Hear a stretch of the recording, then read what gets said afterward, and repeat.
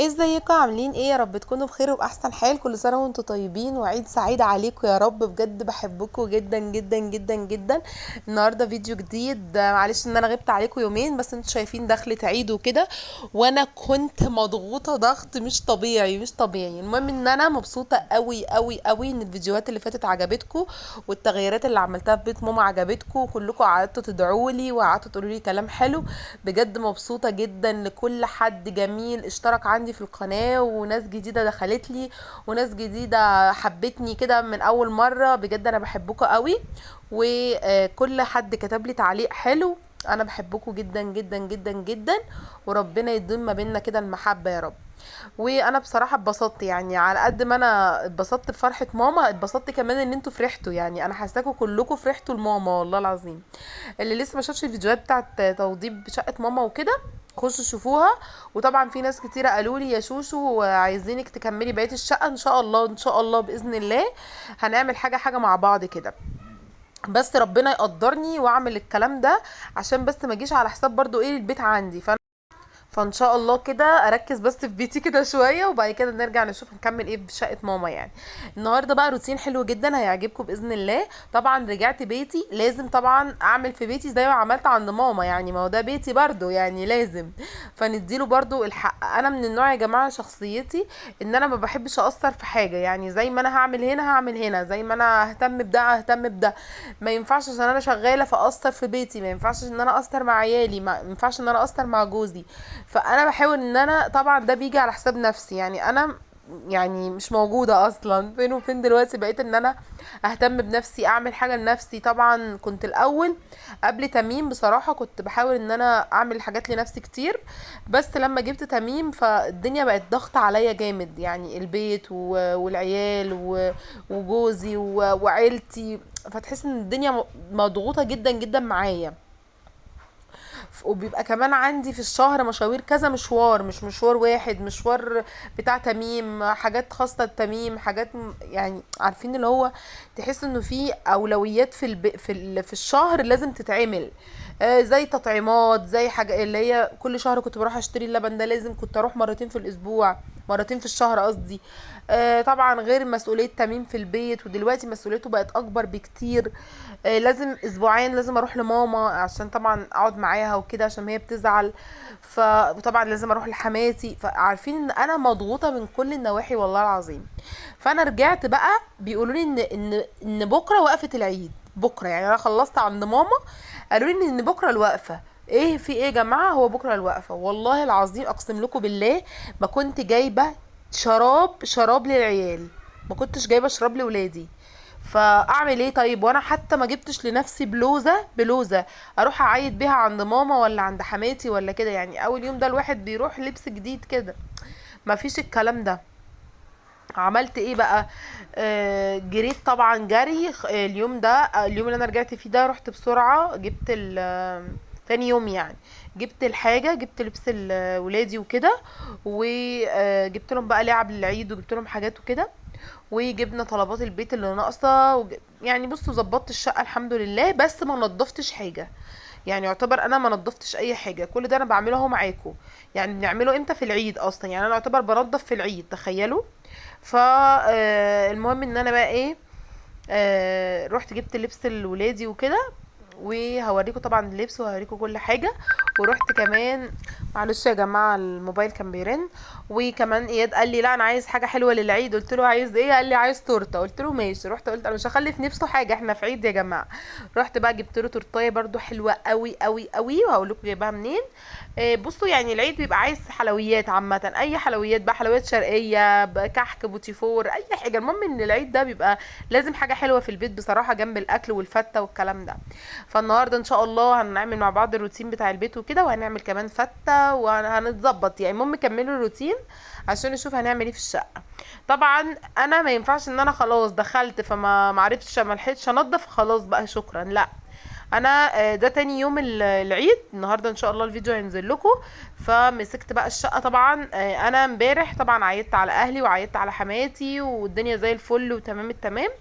النهارده بقى كن في البيت واشوف البيت وكده واعمل اكل وكده. وبكره بقى نروح ملاهي بقى، نخرج نعمل حاجه يعني. انا بس بوريكم الدنيا بس ماشيه معايا ازاي. بس المهم بقى ايه، نضفت كده طبعا الدنيا كانت متبهدله متبهدله في الشقه عندي. وكمان مشكلة الركنة ان هي مفتوحة من تحت. اسوأ حاجة ممكن الواحد يجيبها في حياته ان انتي تشتري ركنة مفتوحة او في مسافة ما بينها وما بين الارض. للأسف طبعا كل حاجة بتترمي على الارض من تحت. فتافيت، على عيال يرموا لعب، على مش عارفة ايه، اي حاجة بتتزحلق تترمي تحت على طول. حاجات بتبقى ضايعة مبقاش لاقياها بلاقيها تحت الكنبة. المهم ان انا شلت الكنب بصراحة ومسكت الارض بقى. بص بقى انا ناوي اعمل ايه. كل يوم همسك حاجة. كل يوم همسك جزء في الشقة. يعني الجزء النهاردة طبعا بتاع الليفنج لان الليفنج عندي متبهدل. يعني انتوا شفتوا الليفنج عندي عامل ازاي. طبعا مسحت الارض ومسكت بقى الوزرة بتاعت السيراميك دي لازم اعملها عشان بتبقى مطربة يعني. هننضف ايه بضمير. بس بعد كده هبتدي بقى ارجع بقى الركنه بتاعتي. طبعا الركنه بتاعتي غسلتها لان كانت برضو كلها بقع وبهدله يعني. في شاور كده اسمه من بتاع ماي واي تقريبا، بيبقى حلو قوي في تنظيف الانتريه والركنه والحاجات دي. بس المهم غسلت طبعا الركنه. طبعا في حاجات كتيره جدا عملتها في الفيديو مش بصورها، لكن انا بعمل لكم شويه اختصارات بس كده للفيديو يعني. بس رجعت كده الركنه بتاعتي عباره عن جزئين كده. بس هي العيب الوحيد بصراحه فيها ان هي مفتوحه من تحت بس يعني. بس المهم بقى ايه، والمشكله ان انا بحب الحاجه نظام العفش يبقى عالي شويه، فانا مش عارفه اعمل ايه بصراحه. المهم مسكت بقى طبعا المروحه شلتها. ومسكت ترابيزه الشاشه طبعا والشاشه كل ده اتلمع واتظبط كله. لان كانت الشقه عندي مطربه جدا. بس رفعت كده الستاره وشلت السجاد طبعا نفضته ومسكت الارض بقى كنستها كنسه حلوه ناحيه الكرسي ده. كانت برضو في تراب وكده. المهم بقى طبعا النظافة حلوة والله العظيم. والتراب في الشقة طاقة سلبية. لما تلاقي تراب كده في الشقة بجد بيجيبلك طاقة سلبية وبتتخنقي كده وتحسي في حاجة مش طبيعية يعني. لكن لما تلاقي نفسك كده دايما الشقة متلمعة ونظيفة ومفيش تراب وكده بتحسي ان انت نفسيتك مرتاحة يعني. بس المهم بقى مسحت الدنيا. طبعا العصاية بتاعت الجردل باظت للأسف يعني. ان شاء الله ابقى اجيب جردل تاني لا اما هجيب مساحة جديدة يعني. بس المهم ايه لمعت كده بيها. طبعا كملت بقية الشقة بالخيشة لان الشرشوبة دي مش عاملة اي حاجة. يعني مش سعفاني خالص بالذات ان هي ما بقتش تلف ولا بتعصر فقرفتني بصراحة. بس كده ابتدي امسح كده الارض. ارجع بقى كده الكرسي ارجع بقى الزرع ده. وهبتدي اعمل ايه بقى دلوقتي. طبعا مسكت كمان ناحية اسمها ايه، الجزامة. كل حاجة مرمية عليها. اي حاجة معدية تترمي على الجزامة. طبعا مسكتها نضفتها ولمعتها وكنست تحتها ومسحت من تحتها. طبعا كل ده ما تصورش لان انا لو صورت لكم كل التفاصيل الفيديو هيبقى ساعة ان شاء الله يعني. فلو انتي لغاية دلوقتي ولسه ما حطيتيش لايك من فضلك خشي اعملي لايك واعملي اشتراك عندي للقناة يعني. بس اهو مسحت كده الارض بقت زي الفل الحمد لله. نبتدي بقى نفرش السجادة او الحافظة بتاعتي دي. حطيت بقى المشاية دي وهبتدي بقى احط الحافظة. طبعا نفضتها كويس. هبتدي كده افرشها. بصوا يا جماعة الجروب اللي انا جبت منه الحافظة دي هو نفس الجروب اللي جبت الماما منه. اللي هي مش عارفة اسمها رودي للمفروشات او مفروشات روزي حاجة كده يعني مش عارفة بالظبط اسمها ايه. بس هي تقريبا روزي للمفروشات. دي كنت جايباها هي وبتاعت ماما الواحدة ب460. والتوصيل كان 60 جنيه. للناس اللي سألتني يعني. لان انا ملاحظة ان كل الحافظة بتاعت ماما نالت اعجابكم بصراحة كلكم يعني. انا بقى الحافظة اللي انا جبتها لماما دي كنت ناوية اجيبها في المطبخ عندي. بس بصراحة كلكم اجمعتوا انها هتتبهدل فقلت لا خلاص مش هجيبها. بس مسكت بقى طبعا الترابيزه كده لمعتها كويس. مسحتها مسحه كده محترمه. وجبت مفرش كده نظيف هحطه على الترابيزه. ويبقى كده الليفينج عندي بقى زي الفل زي الفل. هوريكم طبعا جوله فيه دلوقتي. وهوريكم ان هو بقى بص بيبرق كده. والله يا جماعه النظافه حلوه. انا كانت نفسيتي تعبانه جدا بسبب ان انا ما لحقتش انضف الشقه، وقلت خلاص بقى العيد جه وخلاص هعمل ايه، قلت لا طالما النهارده ان انا قاعده في البيت، ايه مش عشان يعني ايه المشكله العيد، نضفي في العيد مش مشكله. لو انت ما لحقتيش او كان وراكي حاجات معينه ما عرفتيش تنضفي، نضفي حتى وانت يوم هتخلصي او يومين الشقه يعني عادي. المهم بقى طبعا بسبب الوقت، ان انا الوقت جري معايا خالص يعني، فاهمين قصدي. بص وطبعا احنا الخروج يعني في العيد مش مقطعين الخروج، لا طبعا. يعني هو اول يوم اهم حاجة، اول يوم ان احنا بنروح لاهلنا ونعيد عليهم وكده يعني. بس بقى هو نضفت الدنيا، حتى ترابيزة الشاشة لمعتها ورصيت كده الحاجة. ودي طبعا الخيشة اللي مسحت بيها بقية الارض، ما كملتش طبعا بالشرشوبة. وهنا نضفت الجزامة وحاولت ان انا ارص الحاجة عليها على قد ما اقدر. طبعا ناحية الصالون هعمله بكرة ان شاء الله او بعده يعني وقت ما افضى يعني. بس كده يبقى كده الريسبشن كله عندي بقى زي الفل. وانا اوضتي اصلا كده كده عاملاها، واوضه اياد نظيفه يعني، كده يعتبر فاضل لي حاجات بسيطه بس في الشقه. بصوا بقى ده لبس العيد، ده تيشيرت تميم.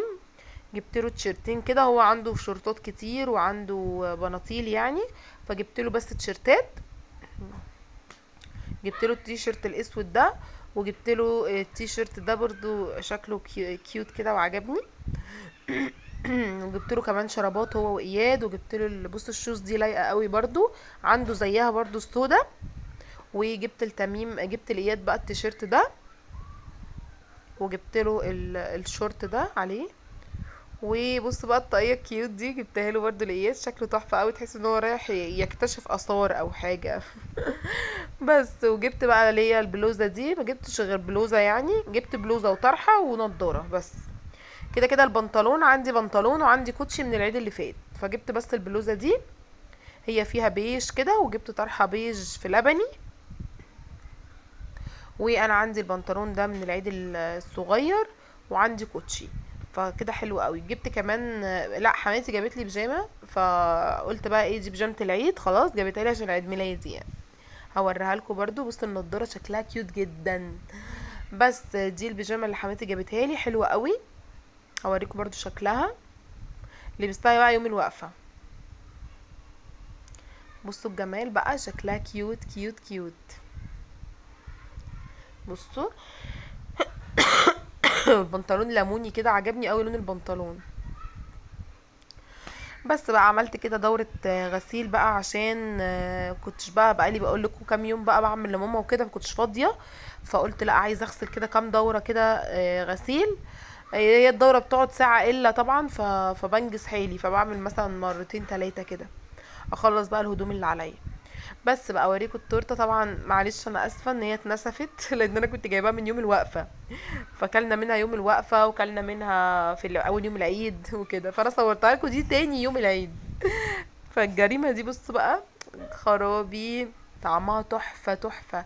جبتها من اتوال، بصراحه تورت اتوال ما حصلتش. ده الرشاش بتاع العيد بتاع اياد. وكمان بص شايفين العيديات، انا مش عارفه ايه العشرين الجديده اللي منزلينها دي. يا جماعه الناس بقت بتدينا عشرينات عيديه. انا كنت الاول باخد عيديه العيال دي 100 و200، دلوقتي بقيت اخد عشرينات. الغوها يا جماعه عشان بجد قطع رزقي، قطع رزقي خالص، قطع رزق الامهات كلها العشرين الجديده دي.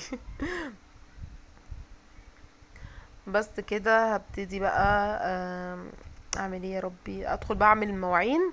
عشان طبعا مش معنى ان احنا في عيد ما اعملش مواعين، لا طبعا ده مواعين ومواعين محترمة. بس هبتدي كده بقى اخلص بقى المواعين كده بسرعة. بص بقى طبعا يا ريت اعمل بالسرعة دي والله العظيم يا ريت. يعني ممكن المواعين بتاخد مني نص ساعة ساعة عمال ما اخلص. يعني لو طبعا المطبخ متبهدل اوي بياخد مني ساعة. بس بقى انا قبل ما اعمل الاكل لازم اكون ايه مشطبه المطبخ ومخلصه المواعين ومخلصه كل حاجه. هنعمل بقى طبعا مع بعض الفته بتاعه العيد. بصوا انا من عشاق الفته في العيد، بره العيد والله العظيم هتلاقوني بعملها، مثلا لازم يعدي الشهر واكون عاملاها، لازم احنا بنعشقها. اياد لما بيعرف ان في فته بيتجنن يعني، بيحبها قوي قوي قوي قوي قوي بصراحه، وانا بحبها وكلنا بنحبها يعني، حتى تميم بيحبها. بصوا بقى خلصت اهو المواعين طبعا، واحنا واقفين على المواعين كده نحاول. الصوت ما بيسكتش مسك عايز يمسك الراوتر يدغدغه. مش عارفه احطه فين والله. الراوتر اكتر حاجه بتعصبه، مش عارفه ليه، نفسي افهم. تعالى تعالى. بس بقى اكمل كده باقي المواعين. تضحك عليا ولا تضحك على ايه؟ تمام بيسلم عليكم يا جماعه. مشيبني. تعالى.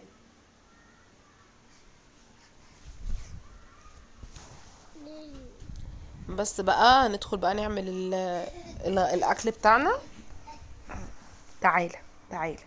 وان شاء الله بكره هنعمل بقى اكل برضو حلو قوي ان شاء الله. صوروا وهوريكم هعمل اكل ايه. هحاول ان انا اعمل لكم كل يوم الاكل اللي عملته في العيد باذن الله يعني. انا بصوا مقسمه من اول العيد انا هعمل ايه. اول يوم طبعا فته، تاني يوم انا عارفه بقى هعمل يعني، ما عارفين مظبطه الايام كده زي منيو في العيد. بس المهم بقى ايه، هبتدي اصبن كده بقى الحوض تصبينه حلوه كده، وبعد كده ادخل بقى بسرعه اعمل الاكل. بصوا لما باجي بقى اعمل الفته اول حاجه بعملها ان انا ادخل اسلق اللحمه، دي اول حاجه لازم تتعمل. تاني حاجه بعمل الصلصه، يعني انا بحس ان دول لو خلصوا خلاص كده الفته خلصت شكرا.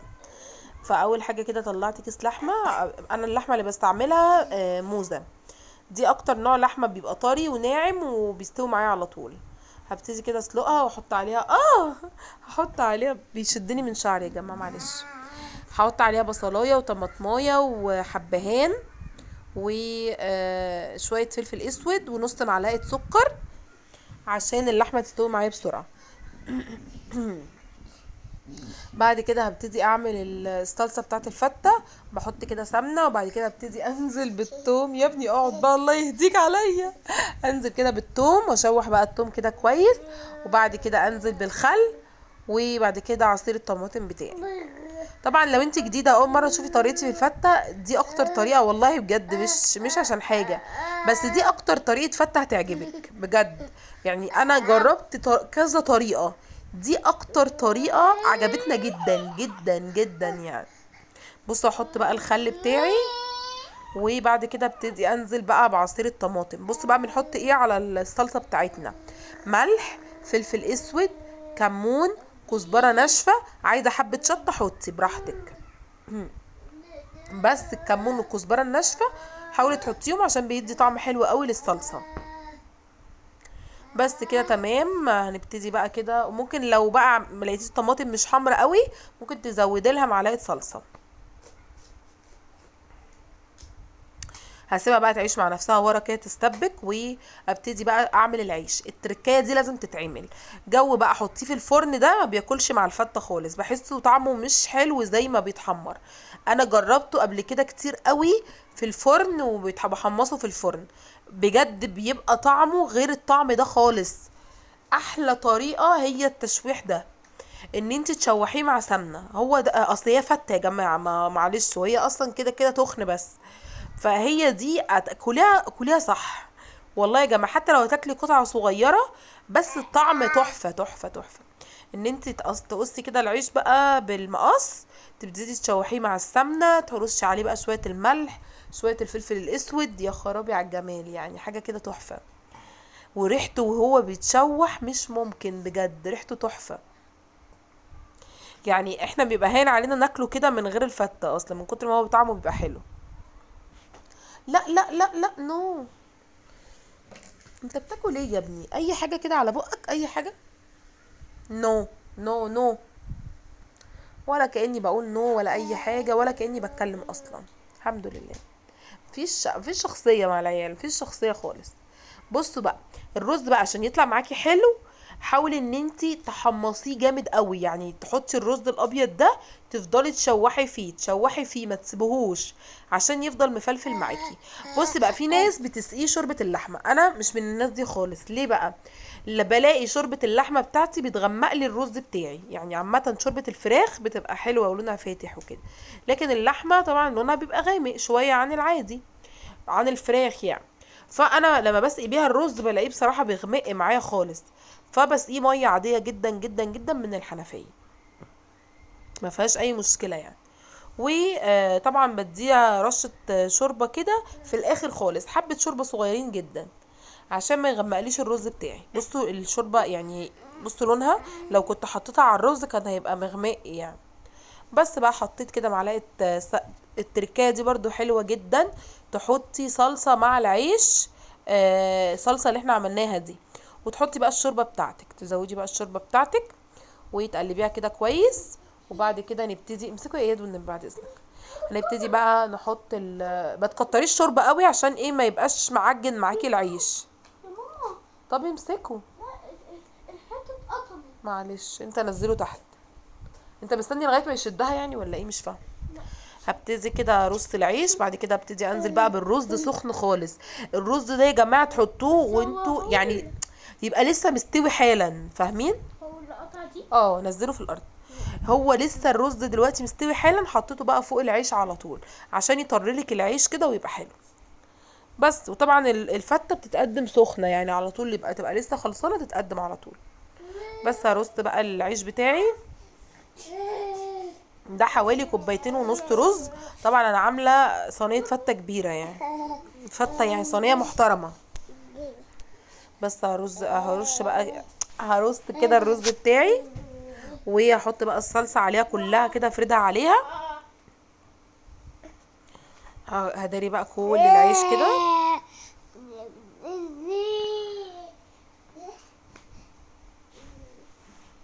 وهجيب بقى الصلصه بتاعتي.